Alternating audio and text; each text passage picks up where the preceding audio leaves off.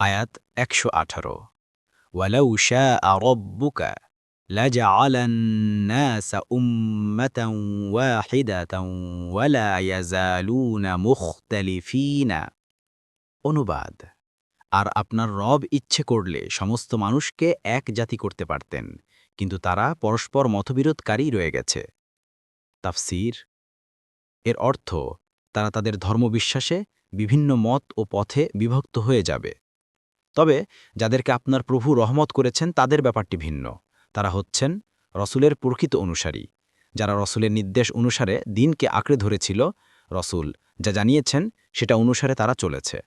তারপর যখন তাদের কাছে সর্বশেষ রসুল মুহাম্মদ সাল্লাল্লাহু আলাইহি ওয়াসাল্লাম আগমন করলেন, তখন তার অনুসরণ করেছে, তাকে সত্য বলে মেনেছে, তাকে সাহায্য করেছে।